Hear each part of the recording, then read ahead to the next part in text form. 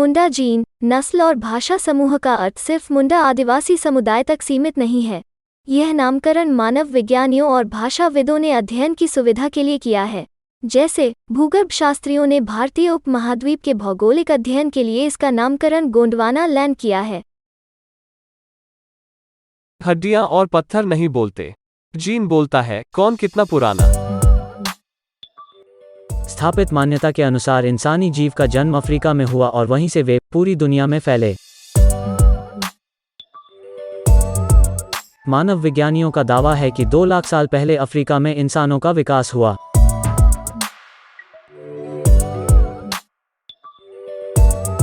माना जाता है कि 70,000 साल पहले धरती पर बड़ा जलवायु परिवर्तन हुआ, जिसके चलते भोजन और आश्रय के लिए इंसानी समूहों को अफ्रीका से दुनिया के अन्य हिस्सों में पलायन के लिए मजबूर होना पड़ा। अफ्रीका से एशिया उपमहाद्वीप में इंसानों का आगमन 60,000 साल पहले हुआ, जो 50,000 साल पहले भारत से ऑस्ट्रेलिया तक पहुंच गए।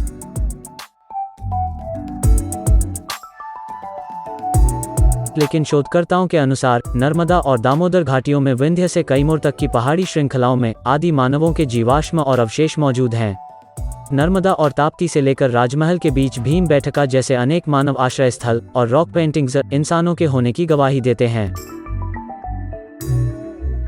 नए डीएनए शोधों का भी दावा है कि मुंडा समूह के आदिवासियों का जीन M95 70,000 साल पुराना है।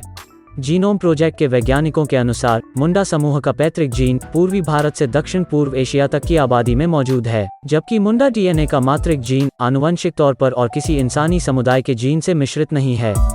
वैज्ञानिकों का यह भी निष्कर्ष है कि मुंडा जीन अफ्रीकी मानवों के जीन का वाहक नहीं है और द्रविड़ बोलने वाले गोंड समुदाय भी मुंडा पैतृक जीन की वंश परंपरा से ही जुड़े हैं। जीनोम रिसर्च प्रोजेक्ट में मुंडा समूह का जेनेटिक मार्कर M9502A हैप्लोग्रुप है।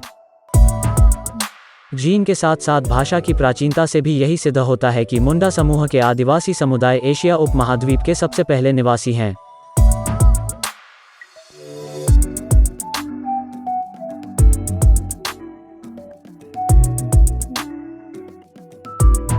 मुंडा भाषा समूह यानी ऑस्ट्रो एशियाटिक या आग्नेय भाषा बोलने वाले ही एशिया उपमहाद्वीप के पहले इंसानी समुदाय हैं। इन्होंने ही एशिया उपमहाद्वीप पर इंसानी सभ्यता और संस्कृति का निर्माण किया।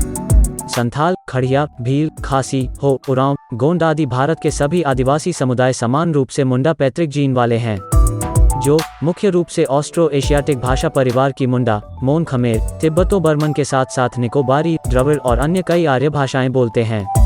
इनमें ऑस्ट्रो एशियाटिक भाषा सबसे प्राचीन यानी 70,000 साल पुरानी है। मोन खमेर की खासी भाषा 57,000 साल पुरानी है, जबकि अंडमानी और निकोबारी भाषाएं 65,000 साल पुरानी मानी गई हैं। लेकिन द्रविड़ भाषाएं 5,000 साल से ज्यादा पुरानी नहीं हैं। भारोपीय आर्य भाषाओं की भी उम्र इतनी ही है। डीएनए अध्ययनों से साबित हो गया है कि भारतीय उपमहाद्वीप पर आर्यों का आगमन बहुत हाल की परिघटना है।